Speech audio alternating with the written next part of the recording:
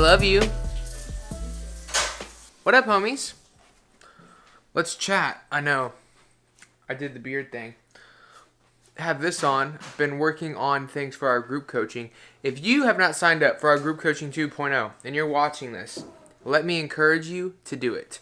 12 videos, 12 weeks of group coaching, direct access to me, 25 recipes, beginner's workout program. Even thinking about throwing out a food list that y'all can follow. I'm trying to give y'all as much as I can. It's only, if you use the code TCAR10, it's only $202 for 90 days. That's not crap. That's nothing. Okay, it's a blip. All right. So, I like this lighting. I got two lights going. I feel like there's really good video clarity to what's about to happen. All right, so let's talk about this. As you saw in the thumbnail, the aftermath of my 15-mile run. I say that because there was some serious aftermath this time. The time before, it hurt a little. I got through, but this one was really rough. I don't really know why. I made sure to stretch my water out longer during the run this time. I stretched a lot. I took the whole day off the day before. I even had a nut butter packet 10 miles in. But for some reason, going into mile 10 just sucked. It was horrid. And then once we hit mile 12, man, it was bad. It was rough. And then we got home. Everything was okay. My hip kind of gave out in mile 12, and I'm an extremist. I'm a pusher, so I pushed through. So mile 15 finally came. Got home.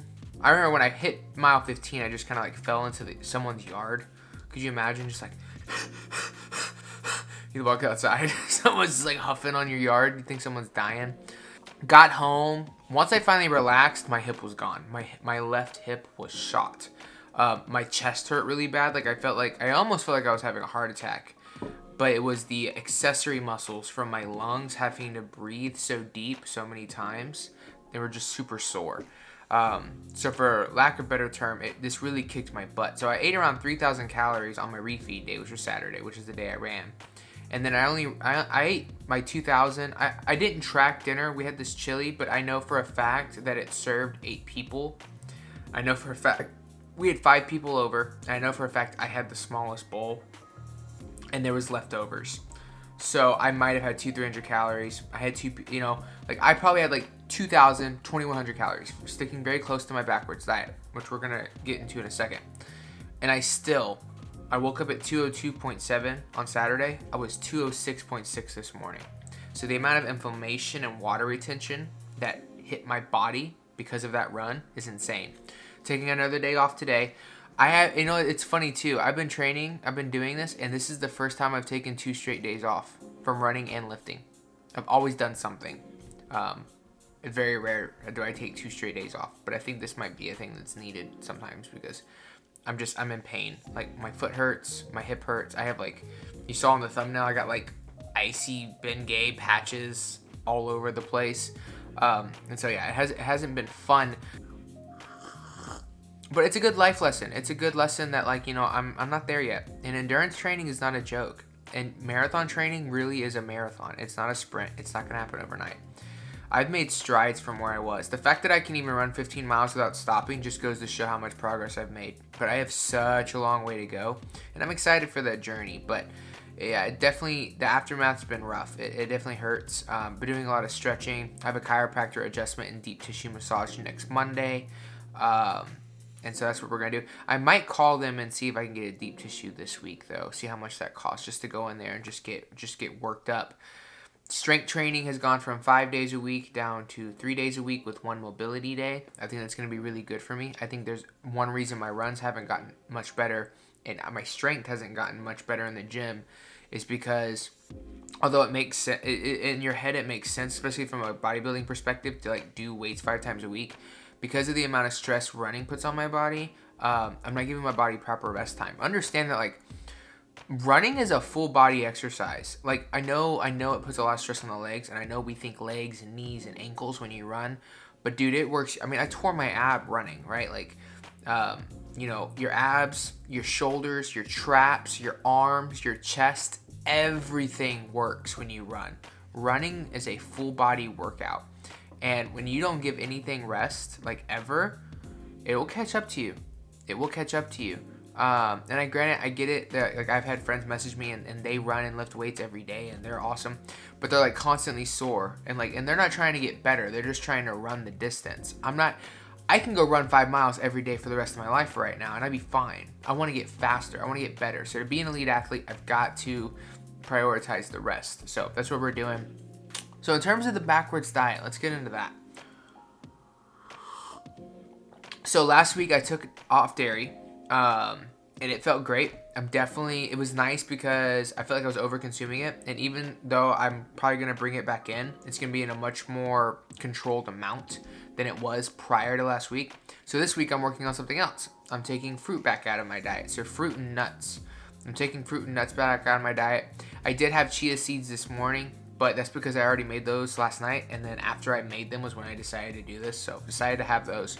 But I'm focused. Carnivore MD, Paul Saladino. He has this like thing going where linoleic acid, omega-6, is the precursor to fat storage and obesity, and stearic acid, which is a saturated fat, can be found in like cacao butter and beef and like grass-fed pasture-raised beef and chicken and stuff.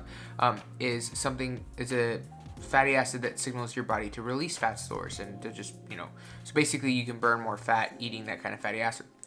So I thought that'd be fun. So I'm taking fruits and seeds out of my diet and I'm adding in that. In terms of the diet as a whole, I'm not upset. Like first Saturday was 205.5. This Saturday was 202.7. I'm back up to 206. So of course I'm not really losing any weight. I'll be very interested to see what my weight is next week. If next Saturday I'm at like 200, then I know that something's actually happening. But if I'm not, then I might need to just not do the diet because, I've only been not prepping for 3 or 4 months. It might be way too early to try and lose weight. My hypothalamus might not be ready, and it will trigger things to try and hold on to the fat stores for dear life. The hypothalamus is really good at that. You have to negotiate with it. I was doing a lot of studying on the hypothalamus. I might have to do a what is health on the hypothalamus. It's a fascinating part of your brain. So we'll see. But for right now, I feel like it's going well. It's been super easy. The hunger is creeping on, even though I had a mini refeed on Friday. So I wasn't going to refeed on Friday, but I felt like I should. So I ate 2,500 calories. And then on Saturday, I had 3,000. Then yesterday was back down to 2,000. Today's 2,200. And then 2,200 all week. And then 3,000 on Friday. I think I'm going to do 3,000 on Friday this week. And then the 22 on Saturday and Sunday. The hunger has crept on. I do find myself thinking about food a little bit more, which I don't like. I don't feel like being in that space. I was in that space for a long time. I don't want to be in it now. So we'll see. I'm going to play it by ear. The big thing, though, is this is an experiment. This is experimental. It's my invention. And, I'm trying to play it by ear, and I'm trying to see the ins and outs of this, and we'll just see where it goes. But so far, so good. Like, I feel okay. I definitely think that the lower calories inhibited my run on Saturday, the longer run. I feel like the less calories, like, I understand now, like, when you train for marathons, when you're an endurance athlete, they say very clearly that your deficit should be no more than 250 to 300 calories a day.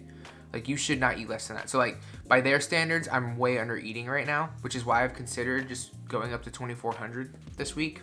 Decided not to. I'm going to play it out, but we'll see what happens. I might end up doing it midweek. I don't know.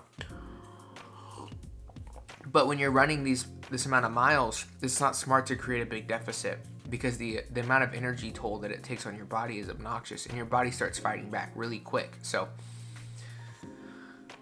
we'll just see what's happening. A lot of it's up in the air, but it's definitely been an interesting experiment thus far. I have people that have contacted me, and they're going to try it out on themselves, and they're in a much better place. Like, they haven't dieted for a bodybuilding competition for 6 months straight, only 3-4 months ago. They're also not running 40-50 miles a week. So it might work really good for them. I'm not saying it's not working good for me.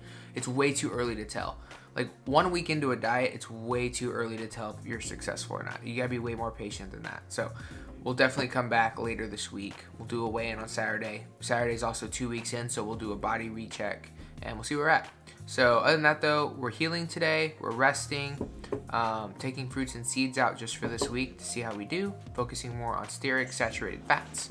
And yeah, that's where we're at. If you have any questions or comments, put them in the comment section below. I'll keep you all updated.